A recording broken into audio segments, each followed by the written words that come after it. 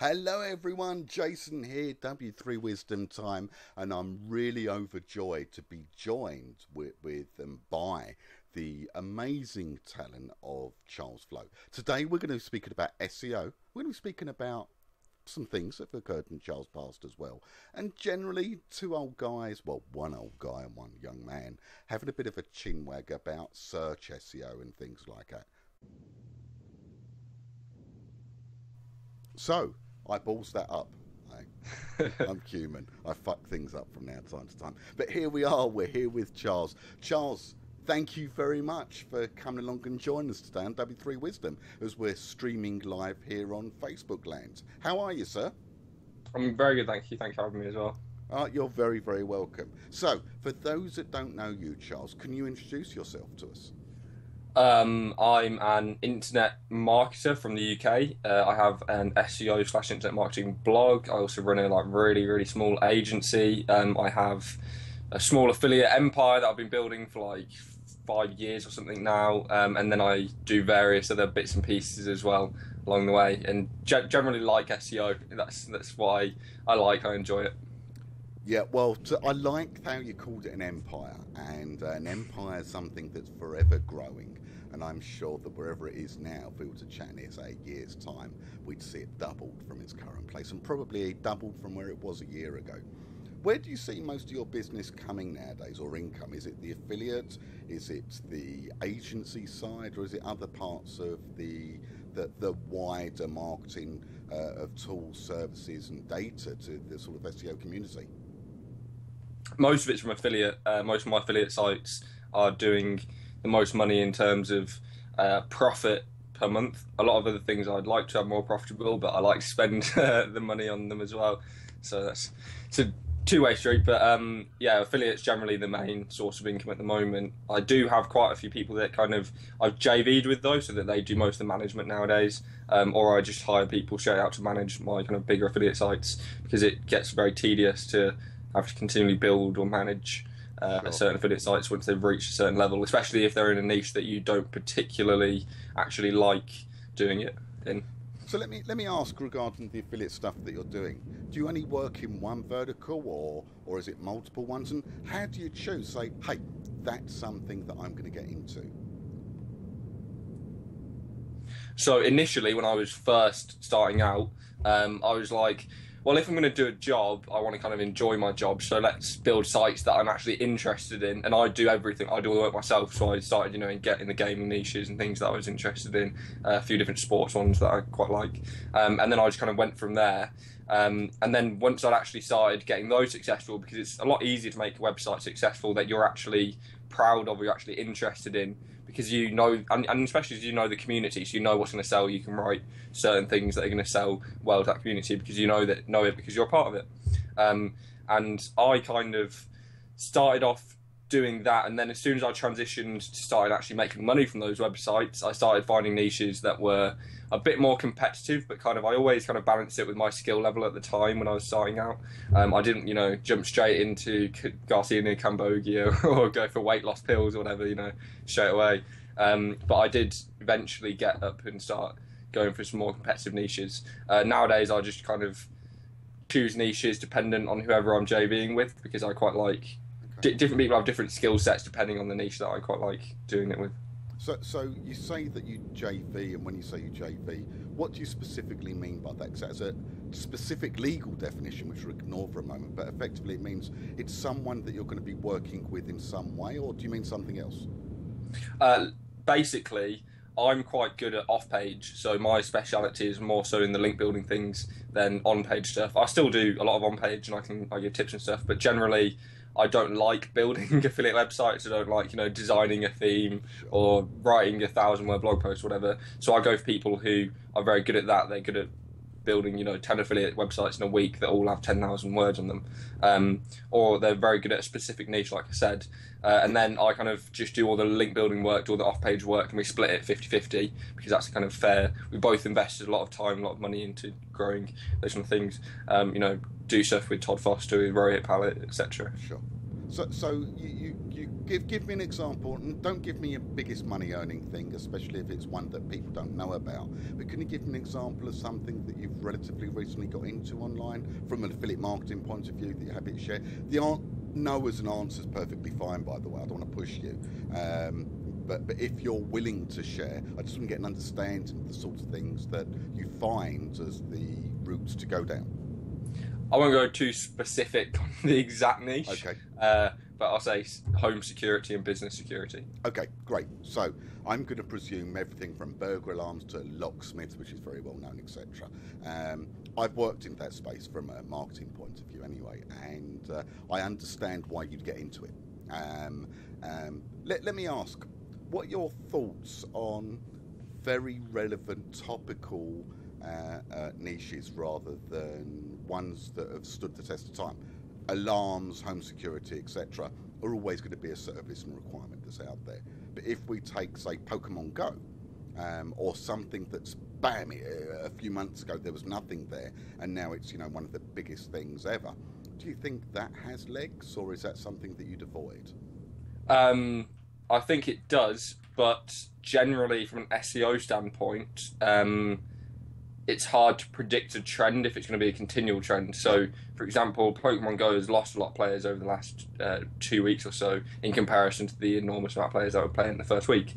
So what you can do to kind of negate from an SEO, building a website or something to cater to that audience, YouTube is just a fantastic tool to be able to make money via marketing that. So you use YouTube SEO and you'll be ranking very easily for kind of viral trends, especially if you have a large channel already, or if you have certain promotional skills. If you're good at promoting on Reddit, if you're good at promoting on forums, then you can get a lot of views and engagement, which will help you rank higher as well. Now, when it comes to YouTube SEO, I may be wrong on this, and so I apologise. I'm doing it from memory, and I'm not as young as I used to be, and my brain's just not as good, And if you're to ask Richard, my business partner, Katrina, my other half, my memory's not what it should be.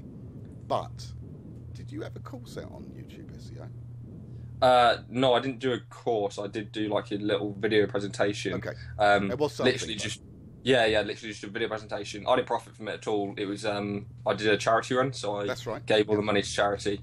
And then it was like a 20-minute presentation. Now, if people wanted to bone up on YouTube SEO, where could they find this information, especially as they know that the money is going to charity? From memory, it was prostate cancer, wasn't it?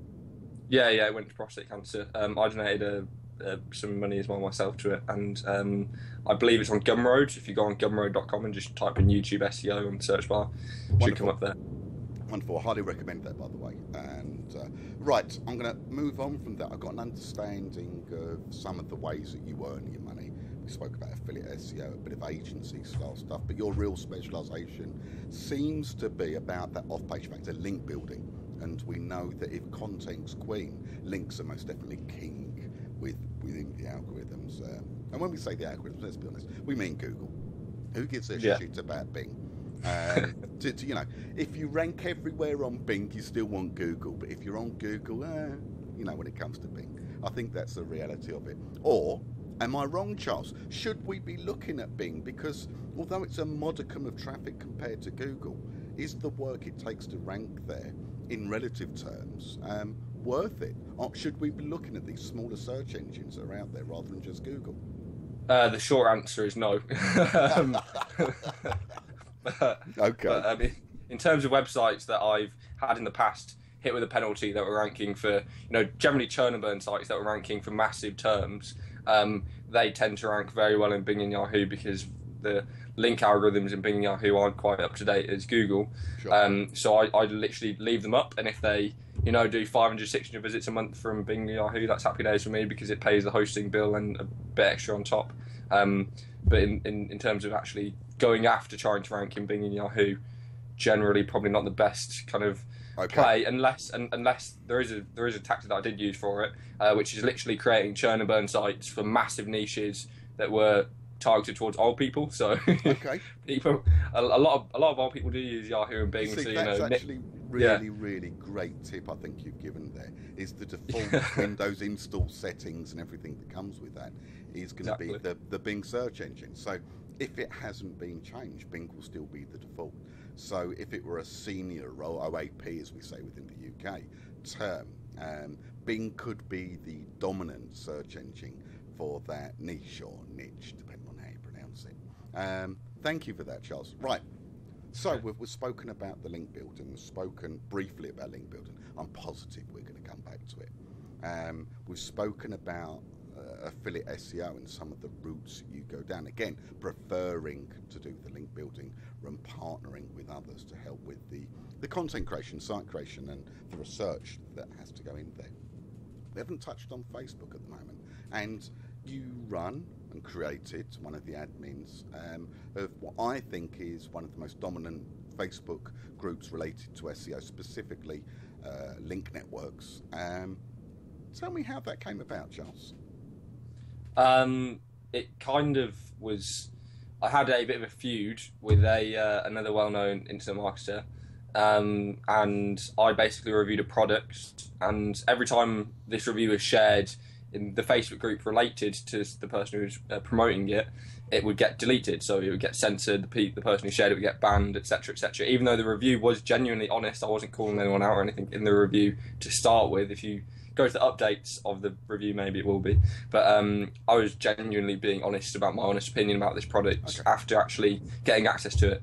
And it was getting deleted, censored, everything. And as a liberal young person, censorship is completely against my boundaries. So I basically went through and created my own group as a bit of a mick take. And then when the feud kind of escalated more and more, I decided to do some black hat marketing tactics and basically email everyone in the other Facebook group via scraping their emails about my new group. And then, so you poached all the members of the old group and brought them into the new group. Is that a fair summary? Yeah, essentially. Okay. Yeah, okay. Pretty much. Now, yeah. What's happened to that old group? Is it still going? No, it's inactive, I believe now. Okay. And your group, which is give a plug to it, Charles. I'm happy for you too.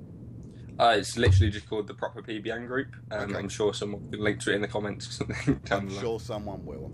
I'm a member there, and I enjoy my time participating in there. It's grown. It hasn't. It was a quick thing that was done in a keyboard warrior instance, and it's grown from those humble beginnings with probably the most active SEO group on Facebook. Thousands upon thousands of members. I don't know how many. I think you're 10,000 or so. Was that the goals when he set it up, when he started, or was it just I'm angry, I want to, show and vent my angst? There was no real long-term goal for creating it into what it has become, but I think just there wasn't really a place that people felt they could go to and get help and also kind of learn at the same time. So, and also help others. There wasn't a real sense of community in any of the other groups around at the time. And I think just purely off the back of how it was started and a lot of other people's anger and distaste, it kind of went into a weird fuse of a community, and it became a real community, and it's kind of grown from there. And people have, been with us for it's coming up to its second birthday, so 2 years old in September. All it is? 2 years old. Yeah. Time has flown. Wow. 2 years ago. See, I remember the feud, and I remember you creating the group and seeing its meteoric rise, and so I doffed my proverbial, probably black or grey hat to you. I think it was very funny to watch at the time, and I enjoy my time in there at the moment, so well done. Now, there's a lot of information that's shared in a group. Are there any standout members, commenters, particular post with all the data and information that's been shared with you, and within the community as a whole? What stands out as saying, shit, that's the one post that was wow? There've been so many awesome posts from people giving you a really kind of simple backlink trick that is giving you a DA90 link for totally free in 5 minutes of work. those are always really helpful. To like people like James Gregory, who is one of the founding members as well. He posts videos, or he used to post videos. He should post more. Are you listening, James? Did you hear that? Yeah. Get on your video camera malarkey. We know you spent lots of money buying it, so now get using it. Right. Okay. Exactly. That's James told. Yeah, and then Matt Diggity, which I made an admin recently in like the last few weeks, just because he's been such a big contributor to the group. And then Todd Foster, in terms of his affiliate wisdom, has helped people a lot, especially in terms of actually giving shout outs to vendors, because Todd spends so much money that a lot of people don't spend. He's a very good person to ask who would be a good service provider. Sure. Well, thanks for that, Charles. Right now, how did you end up stumbling into the online marketing game? We know what you've been doing, affiliate marketing. We know you've got the Facebook groups. And we know, and I mean this politely, you get wound up sometimes. Had a feud with another online marketer. How did you end up in online marketing, of all of the things? I was already pretty good with computers by the time I was like 12. Or as my mum would say, I was good with computers. And then she basically came and asked me about her website if it was a reasonable price, because someone had quoted her like 10 grand or something to build a pretty simple e-commerce website. I said, well, that's a pretty unreasonable price. They're asking quite a lot there. And she said, well, I've already signed the contract, so not much we could do there.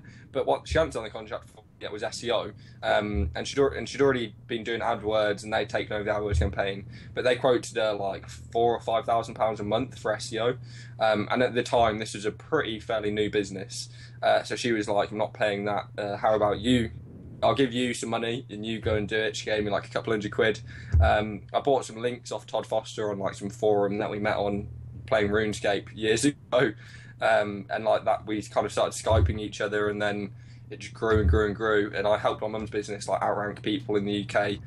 If you're in the UK, you'll know them, like DFS and SCS, etc. I helped her outrank them for quite a while. She was doing like 200 sales a week, which is very big in the furniture space. And then kind of just grew from there. I worked with Todd quite a lot ever since then. And yeah, just kind of learned from Todd, and he kind of guided me into the more SEO specifically world than online marketing. Right. Now, I've fallen in love ever since. Todd's based over, if I remember rightly, he's based over in Canada, Toronto way, is that right? Or wrong part of Canada?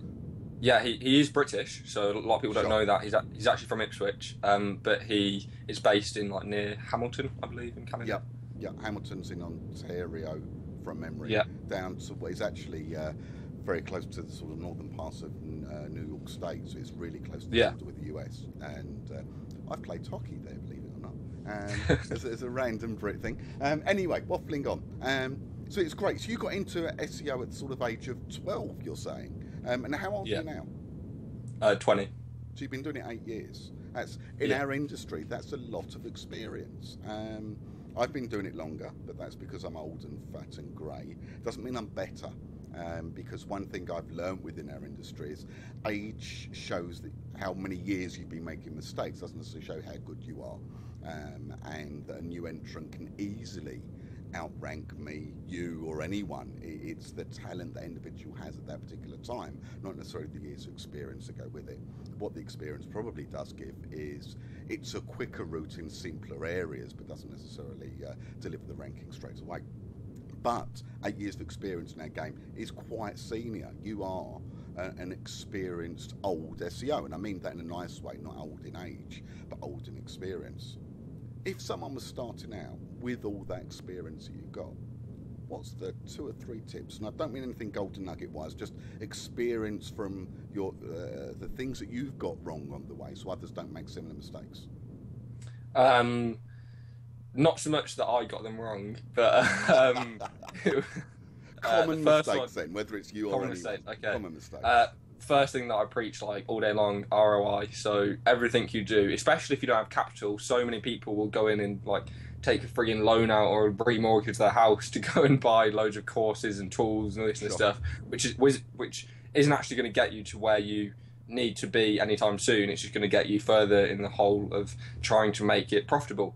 And that's the main thing that I think is if you can do it yourself, why buy a tool, why buy a course? If the information is there for free, why buy a course, why buy an ebook? Sure. Even though I sell them, like, don't buy it, do you know what I mean? If you don't have the money there, don't buy it. Go and get the money there and then wisely invest in things that you know are going to actually better your business. So the entire point that I try and make is, if it's not going to better your business now, and if it's not going to give you a helping hand now and you don't have the money for it, then don't buy it. It's very simple. Just keep on being an ROI focused SEO and you'll eventually make it into someone who's doing well from SEO, because all the people that go and spend $10,000 on a few courses and some tools are already in a minority, no, not a minority, what's the word, are already incapacitated in comparison to you, because they are $10,000 in the hole that they've now got to make back. You don't have to make that money. I don't disagree with you, by the way. Let me play devil's advocate for a moment.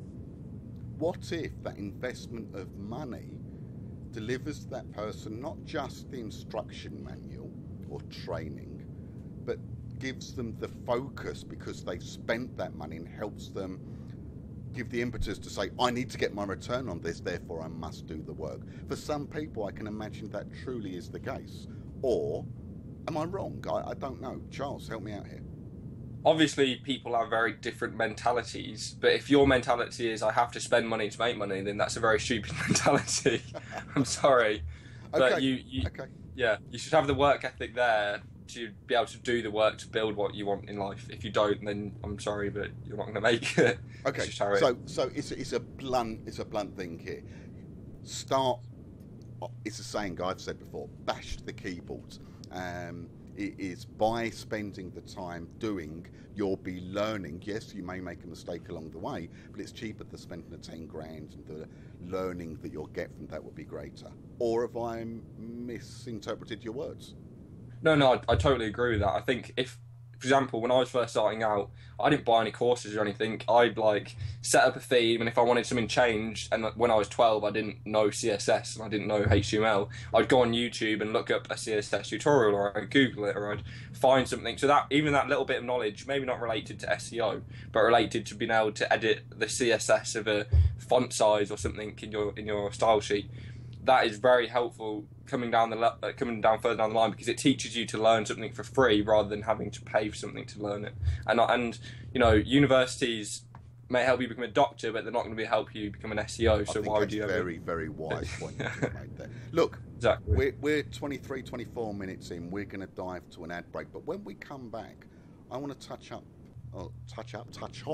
some of the points that have been raised both on Facebook, and is the elephant in the room within you, because you are a user of computers. You are, as your mum said, good with computers, and it wasn't just SEO that you've used those skills and talents and experienced in, and there was some well publicised events that occurred. When we come back, we're going to talk about that. Is that okay with you? Yeah, that's cool. That's fantastic. Right, we're going to dive to an ad break. We'll be back in a few minutes.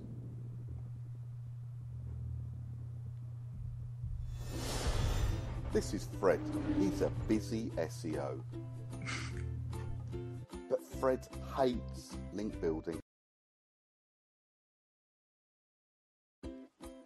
This is Fred. He's a busy SEO. But Fred hates... Yeah, well, that ballsed up, didn't it? The ad break hasn't happened because I've clearly done something wrong. I had audio this end. The video wasn't showing up. Look, I'm human. I'm one man. I'm not the cameraman, the lighting man, the audio man. I'm one guy with a camera and an iPad to my right, pressing buttons. And the truth is, I got it wrong. We'll get back to that. And if there's no ad break, I'm going to do it manually and verbally here. So, for now, this is the domain.name. Yes, exactly. The.domain.name. If you want to rank, you get all your links there. It's that simple. You build a network in 24 hours in a flash. And because people keep taking a piss out of the way that I did the audio and the video, click. There we go. Right. You can have your network and you can rank really quickly. Okay, enough of that. But it's the.domain.name.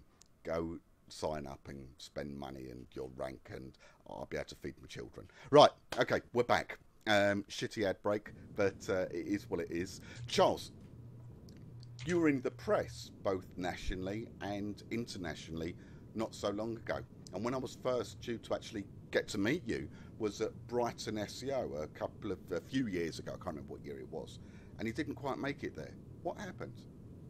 I think it was like 2013 now, I think Okay. it might be. But I was basically on my way to write an SEO with a few other people as well that I was working with at the time. And then suddenly, like, we were walking down the train station and some random guy in the street goes, "Charlie," and I was like, how the hell does this random guy know my name? Then he grabbed onto my arm and I kind of just tried to struggle away, and he showed a police badge, and then literally like 6 officers swarmed me, and I didn't really know what was going on at the time, and I was like, is this some kind of reality prank TV show? I'm not too sure what's going on here. So you were literally grabbed as you're walking out of the station? Yeah, they literally did a sting operation, and it was from West Midlands Police, and West Midlands is quite a distance from Brighton as well.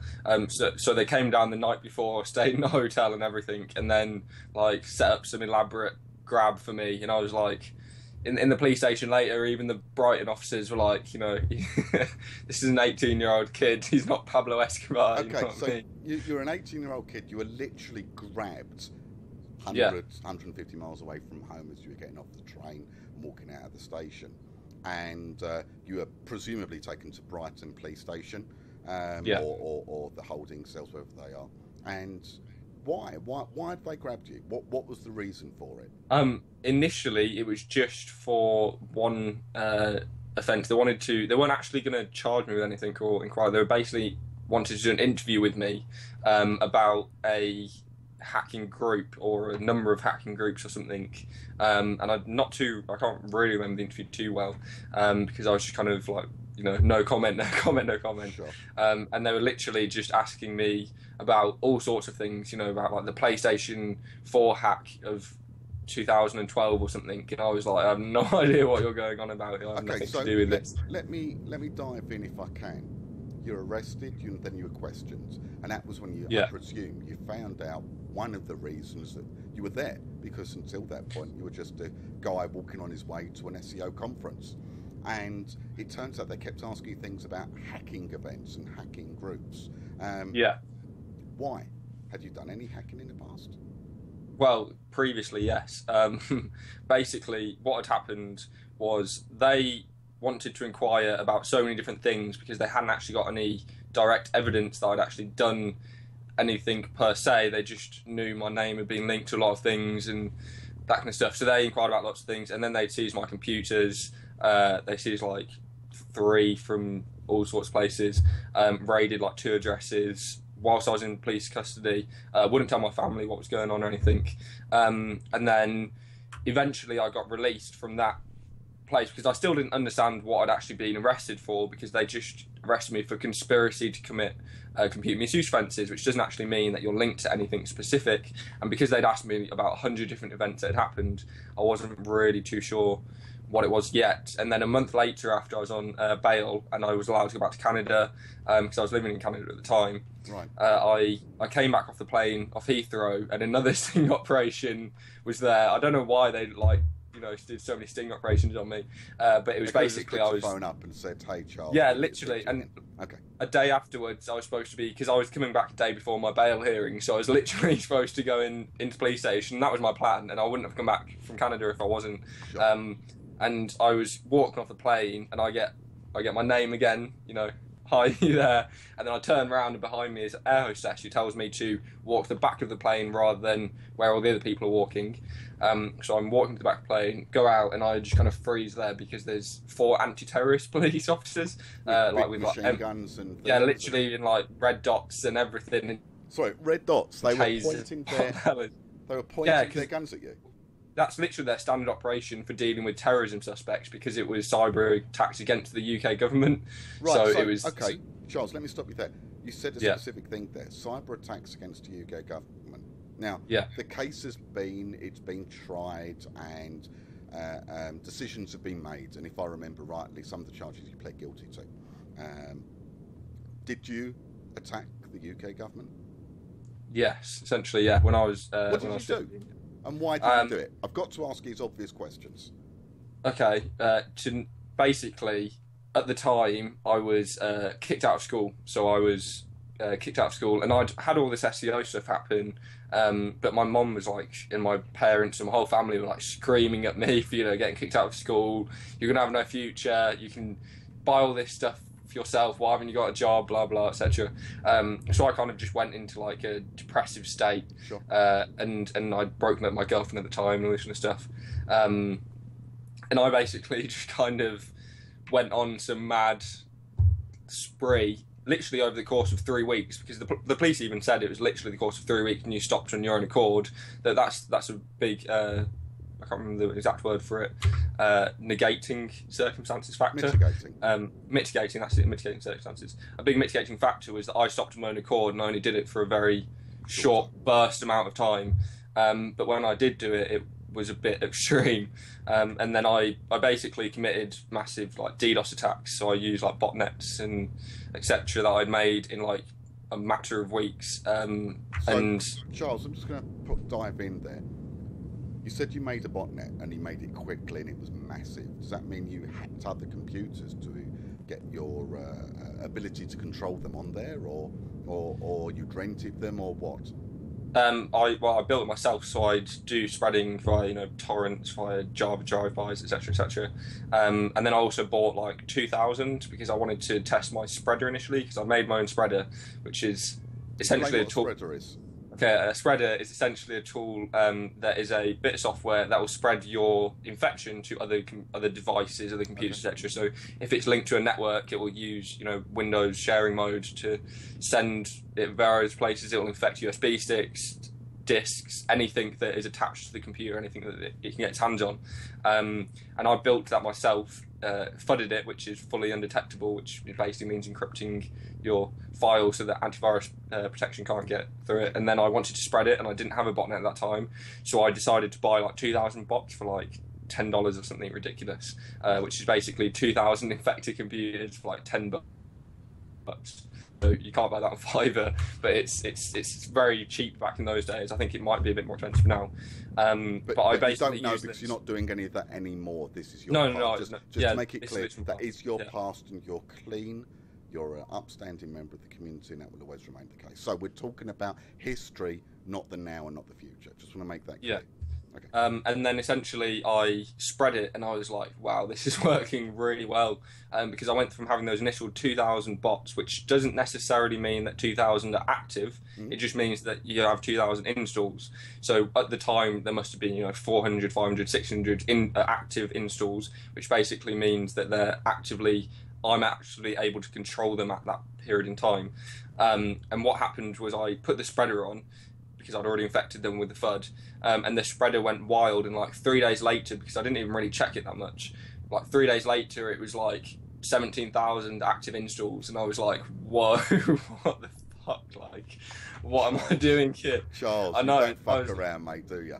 No, I was like, holy shit, no, like, what do I now do with a botnet? And I was like, oh yeah, that's a really good idea, let's go after Charles, I decided lost you for a second there. You said you had 17,000 infected computers. What do I do with it? I go after, and then it seemed like GCHQ or the FBI cut us down before you said it. So can you repeat that for us, please? Yeah, so basically I had all these installs, and I was like, who do I go after now? And my friend at the time, who I was kind of learning hacking from, had just been arrested in America, and he was all over the news. It was basically by the FBI, so I was like, yeah, this is a really clever idea, let's go after the people who are going after my mate. This is all a 15-year-old's head, by the way, this is not a normal human being here. Well, this is a hormonal human being, but you're a young, vulnerable human being, let's be frank. And you get very, generally when you're a kid with all the hormones raging and depressive and stuff, it just, I don't know, Charles, the idea at the time seemed very, very good. I remember when I was 15 years old, I'd go to a park with my mates, and we'd have a bottle of White Thunder or something and go on a swing, try and get drunk, and then I'd throw up later and regret it. Things have clearly changed over the years between my generation and yours. Yeah, no, I just thought it would be a good idea. Turned out it wasn't. Yeah, it was a bad shout. Yeah, it was a bad shout. And I realised that because, a few weeks after I closed everything down and kind of wiped it all off and removed it. Okay, so let me ask you. I'm just going to summarise what you said. You were pissed off, you were depressed, you were hormone-rid angst of a teenage boy. You you were fucked off with life, as many of us get at that age, and you retreated into your computer. And you know what? I'm guilty of that now, and I'm in my mid-40s. And you ended up buying a few PCs that had already been hacked, and that spread to thousands more. And because your pal had been attacked, as you saw it, by the US government, you decided to go after the government institutions. You were sort of Birmingham's version to Anonymous in a bedroom. And you distributed a denial of service attacked on various government institutions, whatever governments they may be, and whatever departments. But it took them, if you were 15 and you were 18 and you got arrested, did it take them 3 years to find you? Was that because you were an Uber criminal, or they're incompetent? Which was it? No, I don't know why it took them 3 years to find me. My solicitor kind of evaded the fact that maybe when I was 15 they wouldn't have been able to try me as an adult. And in the UK, as soon as they turn 18, they have a lot more power over you than if you are a child. And that's kind of what my solicitor thought the police were trying to do, because they basically started their investigation in very early 2013 and got my name, straight away, because they have to show all of this evidence and all the files, etc., to us. Very early in early 2013, when I would have still been like 17 or 16, and essentially then from there they kind of delayed things and delayed things and delayed things. Didn't really make much progress until bingo, I'm now 18. They go and kind of do these massive elaborate sting operations on me, 150 miles from home. Let me ask you this direct question, Charles. If you could go back and undo a past, none of us can, by the way. We live with the repercussions of our decisions we make, whether they be good or bad. And let me tell you now, I've made plenty of bad ones over the years. Maybe not to your degree, but they're different bad decisions that I wish I could undo. I can't. But if you could go back to that 15-year-old boy and whisper in his ear, what would you say to him? I'd say, probably at the time, listen to Todd. Just, work with him, do your SEO, don't be a little shit. Work on your business rather than this insane idea of being, some Russian mafia hacker criminal that you've seen in the movies. Just focus on business, because it's not going to get you anywhere in comparison to where business has now got me. So sure. Yeah. Okay, and so that's what occurred. The police were doing their investigation, and you were arrested. Did you go to prison? I didn't actually go to prison for sentencing. I got sentenced. The judge actually quite liked me. Like, he even reads the papers. He said I was a very highly intelligent young man. Very, he was very nice to me. And he quite appreciated my honesty and things with him. And I kind of essentially when I first get the chance to be bailed for your charges, you go to in front of a magistrate's judge, which is the lowest form of judges in the UK. Yes. And I went in front of a magistrate's judge, and he was being told about these attacks in Canada at the time, because it was literally the same day. I had links to Canada. I had terrorism labels all over the documents, all this and this stuff, and all these different reports and things. And he basically said to me, I don't trust you to go out and not forge a passport and leave the country. Right. I was 18, had no links to fraudulent activity, etc. These are going to be my words, and I apologise for getting wrong. Please correct me if I do. You were effectively a bit more than a script kiddie, but you weren't an international terrorist here. Depending on definitions, etc., put that all aside.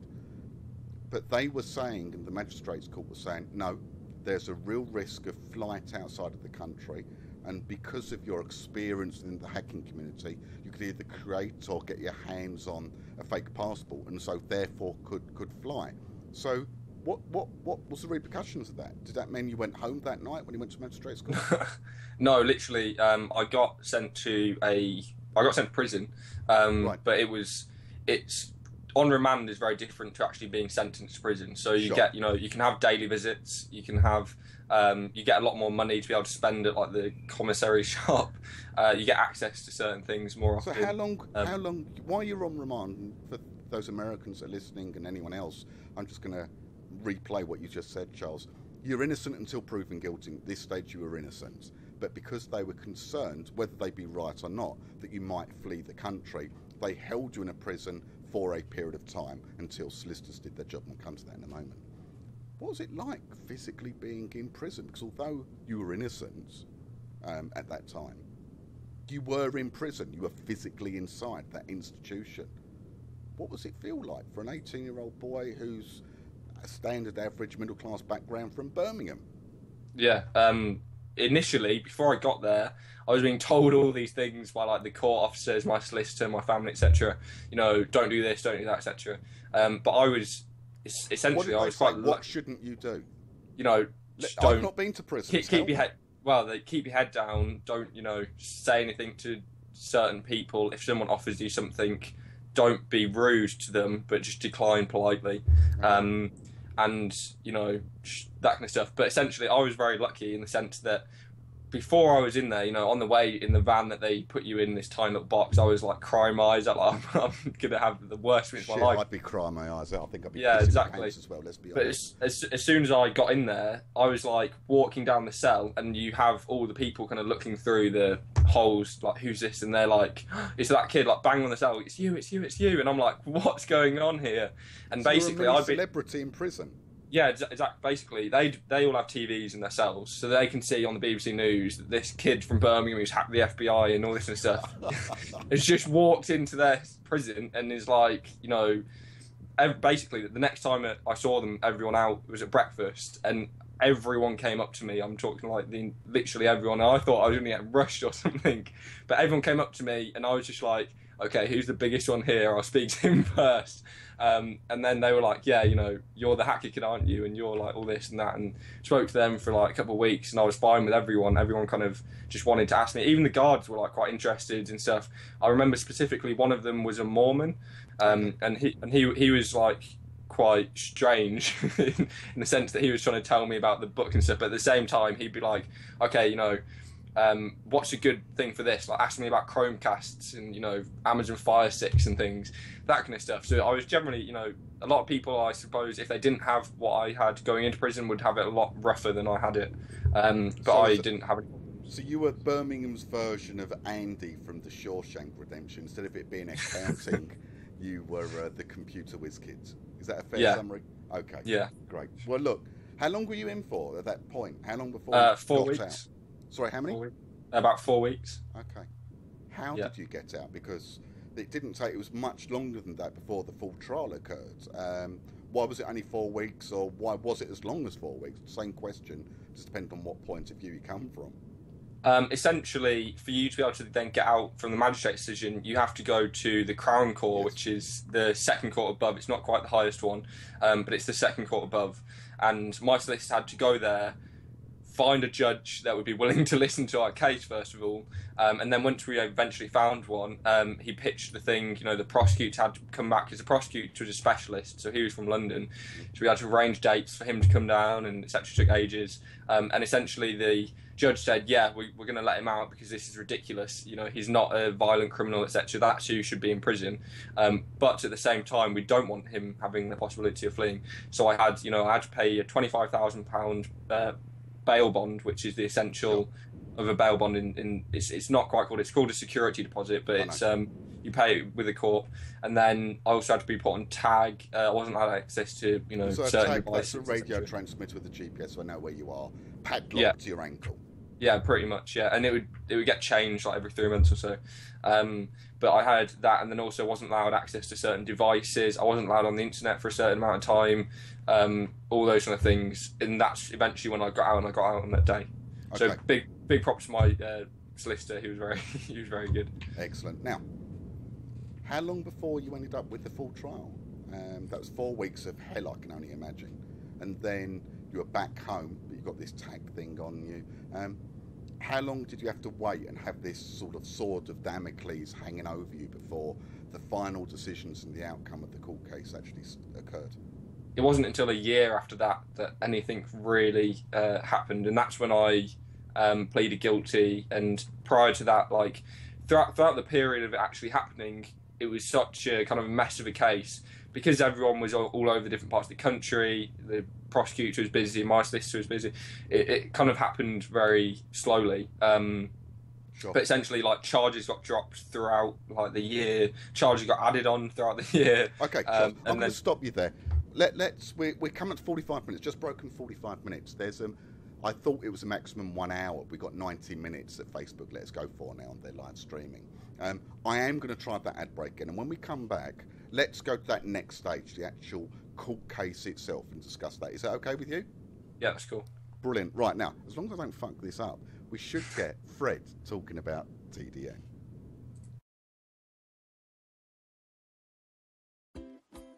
This is Fred. He's a busy SEO. But Fred hates link building. And outsourcing it is too expensive, low quality, and time consuming. Fred needs an answer, a scalable link solution. The domain name has just the thing. Fred wants powerful domains, scalability, great prices, speed of action, and huge data. Whether 10, 1,000 or 1 million sites, you choose your domains. Add them, and then in 24 hours or less, your network is complete. It's that simple. Exclude the bad words, include the good, and just search. Then click. Through an easy interface that's quick to use, with vast data. It's a network in a flash. It's the fastest link building program available. It's truly international and the final cog in your SEO machine, saving you money, building your profit, and launching your business to the moon. It's a thumbs up from Fred.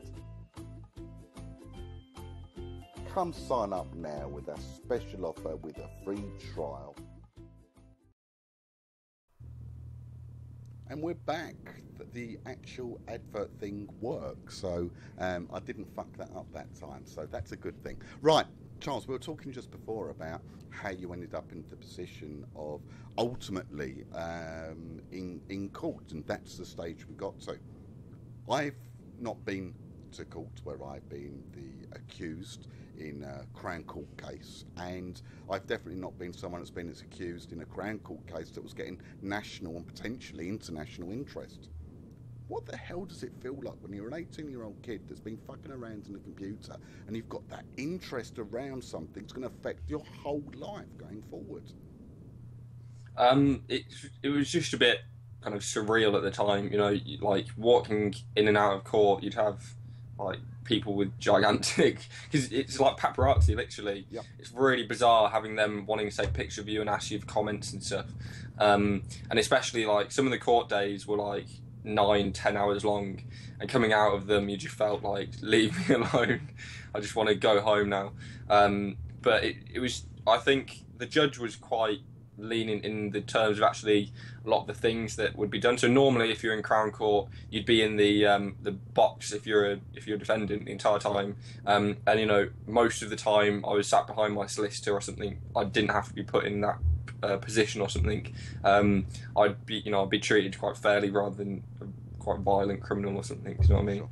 Okay. So what were you ultimately charged with? Being charged or convicted? Sorry, convicted. Because you were both. Tell me, because you weren't. I think you said just before that they were throwing lots of things and then they're pulling them out, and there were lots of charges. It was hacking related. I'm right in saying that, and I think you pled guilty to that, saying, yeah, you know what, I did it, and I'm sorry. Yeah. Well, I didn't plead guilty straight away, which is why I got normally, if you plead guilty straight away, you get a 1/3 off your sentence. Yes. I only got 20% off my sentence because I didn't plead guilty at the first opportunity or something. Okay. And we essentially had to have a Newton trial or a Newton hearing, which basically means that you're pleading guilty to certain aspects of the crime, but you disagree with the narrative that the Crown Prosecution Service are giving you.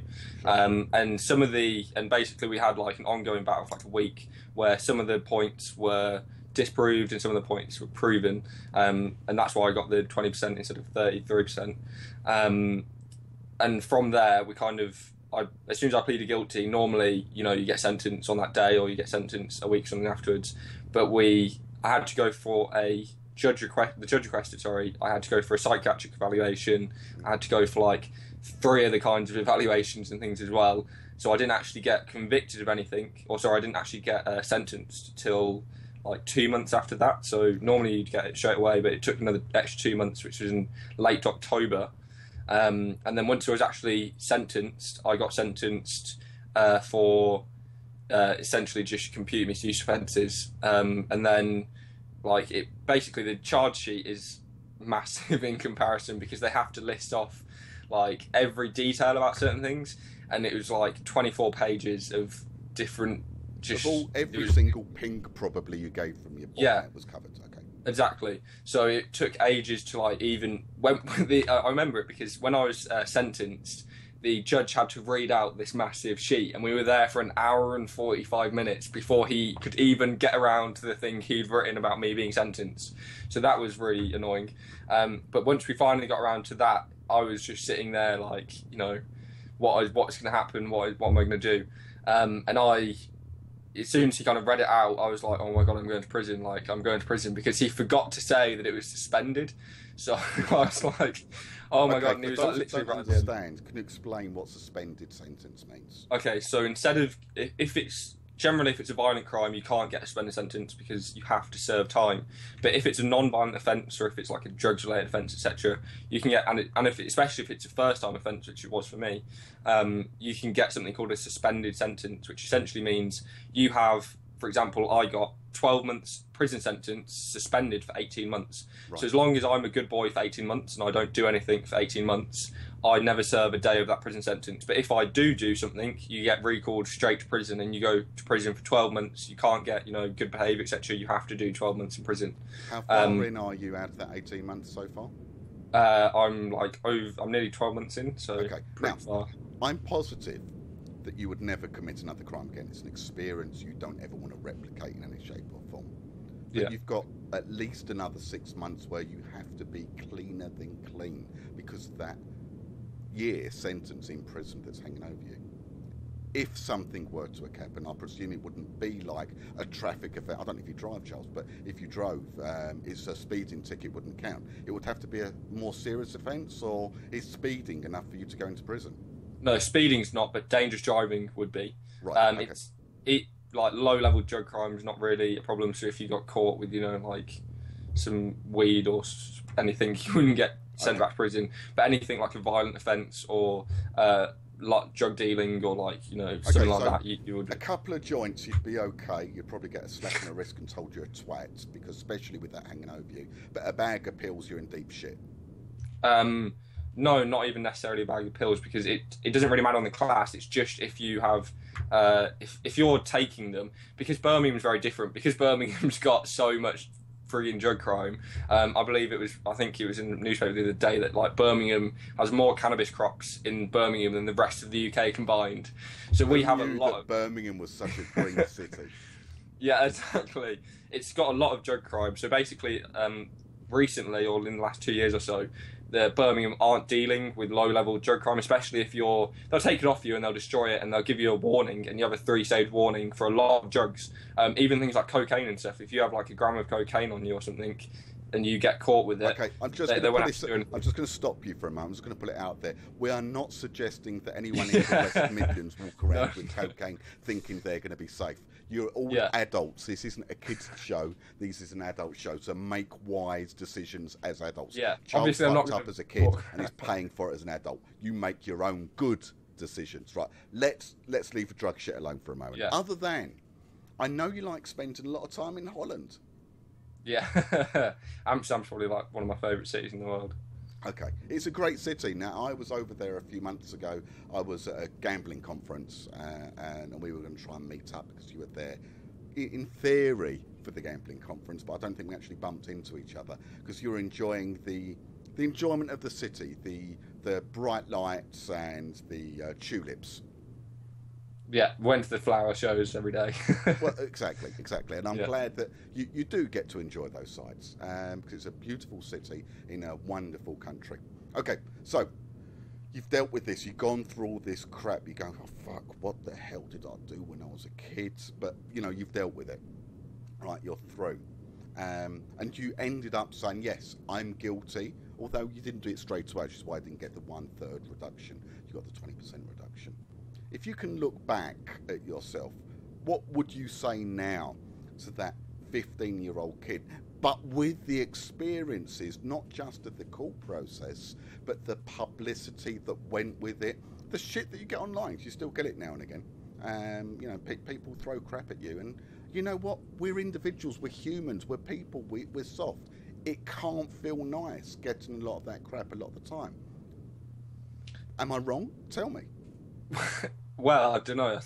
I think even if people are talking about you in a negative light, they're still talking about you. So you still made an impression on their life. Okay, and I'm not talking about them, so you know. So even bad publicity is good publicity. Is that well, what you're exactly. saying? Okay, Yeah, you know. fine. I'm not sure I agree, but that's an opinion. It's perfectly valid. Look, At the end, the way I see it, if someone wants to go and write like friggin' 20-page like posts of thread about me on forums, it's literally just going to help my brand identity in Google. So go ahead and do it. Do you know what I mean? okay, and that's fine. Look, before we leave the court and all the legal stuff, we had to cover it because it was the elephant in the room. I just want to throw one more question at you, and then we'll dive back onto SEO. Is that okay, Charles? Yeah, that's cool. Great. Anything else that I've missed off from that sort of legal process you want to throw in there, just to get it out there into the world, or should we dive onto SEO? No, let's just go straight into SEO. Right, fine. SEO. Right. Charles, I want to start ranking. I don't know what the fuck to do. I don't know whether to go out and get a client. I don't know whether to do affiliate marketing. I don't know whether I should just try and rank for something and worry about the monetization later. Imagine I'm that, not necessarily newbie, understand about content and links and the principles of getting them, if not the detail. What should I do? I've said this to quite a few people, and the only person that's actually acted on it and has become, well, the only person that's told me they've acted on it is James Gregory, and he's put himself in a very good position because of it. As soon as I met James, what did you said, tell James? Tell me, word for word. Okay, literally, as soon as I met James, he messaged me like, I've seen your Matthew Woodward, I'm interested in SEO, I'm doing this pretty shitty job for a tools company or something. He was like, let's go for coffee, I'll pick you up, we'll go for coffee somewhere. We went for like pizza and ended up spending like 3 hours chatting about stuff. And I told him, quit your job and go join an agency. Go get an agency who has the tools in place, who has other people there that you can talk to, who have clients that you can do things on, and you can learn on the job. You can, if you're working at an agency, generally 90% of agencies won't mind if you're reading blog posts for like 33%. A third of your mind if you're learning there, because it's going to help you improve on their business. And if you're getting paid to do it, all the better, because that means you can then survive, you know what I mean? And it also means that if you're quite young, like I did when I went and joined an agency at 16, it means that you can build capital, because you don't generally have any expenses at that age unless a lot of 16-year-olds will get a job and then go and spend the money the next day on like shoes and stuff. I went and spent it on domains and hosting and premium themes and then AHF subscriptions, you know what I mean? It's essentially make sure that you can survive, because so many people will jump into something like building their own agency, like doing affiliate websites and something, and spend so much money, whereas this way you're actually getting money for learning and being able to use tools. It's great advice. I think it really literally is great advice. And it also helps the economy as well, because you're getting in an employed job.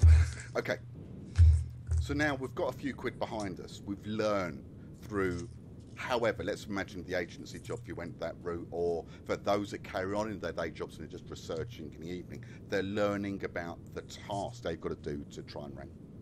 What should they do next? They've got some money, they're ready to spend it. So they go looking for clients, they launch affiliate sites or their own online business, or what? What's the first step into making that money online? There's pretty much 4 routes you can go down. Number 1, you can create a career path and just work for other agencies. Yeah. So as soon as I worked for an agency for like 4 or 5 months, I got poached to go and join another agency for twice the amount I was getting paid at the previous one. You can keep on doing that and you'll be able to build a pretty good career within a number of years if you're good. And if you do, if you guest post on Mars, if you guest post on Search Engine Journal, you'll get well known and agencies will approach you. That's one way to do it. The second way to do it is building an affiliate business, just building affiliate websites from your home office or getting your own office. Generally, if you're an affiliate guy, you want to have that kind of laid back lifestyle. A lot of people don't like that. A lot of people, Ryan Stewart, for example, he could be a massive affiliate right now, but he likes grinding. Todd Foster, he likes grinding. He doesn't want to sit in his bedroom like I do, or I have an office at home. I have an at-home office, but he doesn't want to sit in his at-home office in his pajamas doing SEO till God knows what time in the morning. But they actually like doing business and they like that kind of thing. That's a lot of people like doing that stuff. But if you want to just sit at home and work from home and have a more relaxed lifestyle, going down the affiliate route is brilliant. The third one is building your own agency. So literally, if you want to build your own agency, follow in the footsteps of the two people I just mentioned, but it will require a lot of grind.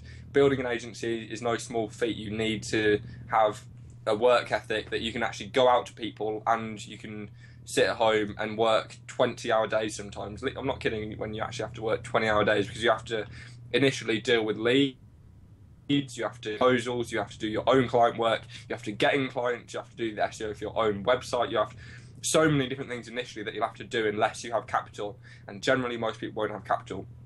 The fourth thing you can do is open your own business. So do something completely unrelated to SEO, where you have like an e-commerce website that drop ships sandals or whatever the hell you want to sell, and that kind of stuff, and then do the SEO for yourself and build it up. I actually did an interview like in November last year with an SEO that wanted to stay anonymous, but he'd been in SEO for years and years, doing agency stuff, doing whatever. And he basically does a different job every 3 months. So every 3 months, he builds a new local niche website for something completely different. The last time I spoke to him on the blog post, he was becoming a private detective. And he'd rank locally for his term and be a private detective and go and do that for 3 months. And he'd literally pick up a dummy's guide to being a private detective and go and do it. Exactly. So there's 4 different paths you can go down, really. Okay, thank you for that, Charles. We're coming up. We've just broken the hour, and I'm conscious that you've got real world stuff to do. Just us two having a chat can't carry on all day. However much and I'm enjoying it. If you could give one, I don't know, golden nugget of advice that's out there in SEO terms, what would that golden nugget be? Essentially, if you don't have capital, I've said this before, if you don't have capital, don't spend it. There's so many, in terms of link building stuff, there's so many free link quick wins out there that is unbelievable. I'm going to give you one that I gave to my affiliate course group that I found like months ago and have been exploiting for ages, and they're probably going to watch this video and then no follow it now. But Social Media Today website that a lot of people will know. It's a massive website. It's like DA like 86 or something ridiculous. What's the name for that website? Socialmediatoday.com. Okay. I don't know if you know it. It's a really big publication on social media. It's kind of like Social Media Examiner, but not quite as good. If you go and register a profile there and you put in your website URL, literally takes 2 minutes. You'll get a do follow link from a DA86 website on a profile page that can be contextual. So you can actually change the anchor text as well and all sorts of things. But you can get a DA86 link in 2 minutes from registering an account there and filling out your website URL. Let me ask you. So first off, let me say that's an amazing tip. So thank you. And those that are listening, if you don't realise the power of something of that, then you need to do more research. To be frank with you, this is an SEO-related chat with an SEO individual, and myself as well has been doing it a while. That's a great, truly, truly great tip. One thing I'm going to ask though, because you've been saying DA a lot, are you a Moz guy?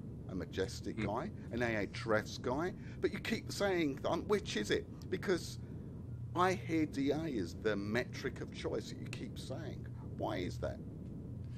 DA is just the default metric for payments. So if you're selling a link, generally I'll say it's DA 40 or something, DA whatever, just because it's been such a long-standing metric.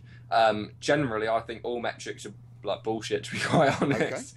Okay. They don't like, because all metrics can be manipulated very easily. I can literally go and spend $20 on SAPE and I'll get a TrustFlow 40 domain. It's not going to rank me any higher because it's probably going to be .rus that are full of shit, and they're going to be non-contextual links with 40 other OBL, but it's still going to give me that TrustFlow and that domain authority. And I just think it's kind of a misleading tactic that a lot of people use to sell kind of products and stuff. But essentially, I think you know, an SEO's mentality is the best way to judge a domain. So if you can judge it by the link profile, and if you can judge it by the on page, and essentially how it ranks. If it ranks well, then it's going to be a good domain. A lot of the times when I'm buying links and acquiring links now, I'll whack that domain into SEMrush, I'll whack it into Ahrefs and see how much organic traffic it has and see how much organic keywords it's ranking for. And if it's got 20,000 organic visits a month according to Ahrefs, brilliant, I'll go and buy that one there because it's obviously doing well in the SERPs.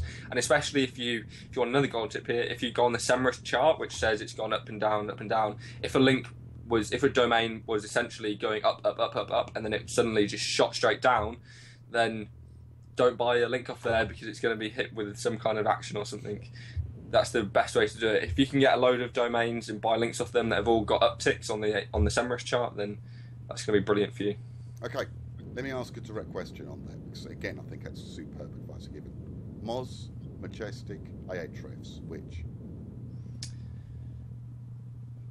Depends so much. Moz just can fuck themselves. Okay, so Moz are out of the equation. Majestic, yeah. Ahrefs, which? It really does depend on what I'm doing, because I have subscriptions for all three. So, and I have subscription for SEMrush as well. Ahrefs is a really good tool, but recently I did a video because they've done the daily limits, and that really pissed me off because it I go through those daily limits like there's no tomorrow because I like putting in domain after domain after domain. And also, if you go on linked domains as part of a thing, you don't need to use a scraper because you can just pull off all the linked domains that are linking to that domain and see if any of them are expired. So yeah, there you go. And then as soon as you go into certain industries and certain countries, they generally have better indexation data. So Majestic, for example, generally index.co.uk domains a lot better because they're generally based in the UK and their servers are based in the UK. I don't know if it's something to do with their algorithm. I'm not sure I agree with that, but I understand what you're saying. I'm of the view that Majestic has the most complete crawler and the most up-to-date data at any point in time compared to any of the alternatives. Others are going to disagree with me, and I understand that, but I don't think there's any particular bias there. Yeah, I think that Majestic are better at indexing certain things than Ahrefs are, but I think Ahrefs generally have a better live index. So what they display to you now is what will generally be there, because Majestic have a lot of filtering processes to remove certain things, so their database isn't as up to date as Ahrefs is, literally in that day-to-day time frame. But over the amount of time, so if you look up a domain like google.com or something, they generally have a bigger index. So freshness, Ahrefs, just because I've done tests and they pick up like GSA spam blast that I've done a lot quicker than Majestic will. But over time, Majestic, so if you're going with older domains, Majestic has more power. I think we disagree on this one, but we're allowed to disagree. Yeah. This isn't everyone's going to agree on every point. I'm a Majestic fanboy, and my data and my analysis says the opposite to yours. But overall, they're both very great tools. I think we are in agreement that Moz has seen its heyday, and it isn't what it used to be, and it's not looking like it's going to come back with the data quality that it's got. But look, this has been a really enjoyable chat. I've enjoyed every second. I want to thank you for both spending the time in speaking with us today, and speaking with me, but also for being so frank and so open about what, to be blunt, were probably some very dark times in your past. It's very kind of you to have been so honest and told us about those times, because there have been questions out there, and now we've heard it from the horse's mouth, so to speak, what happened, how it occurred, and the mistakes that you made could easily be made by me or anybody else. So Charles, thank you so much for taking the time out of your day. Thank you for coming on here, and for everyone that's watching, if you can put a virtual hands together for Charles, I'll be very grateful. Sir, it's been an absolute pleasure. I look forward to doing it again sometime. Thank you.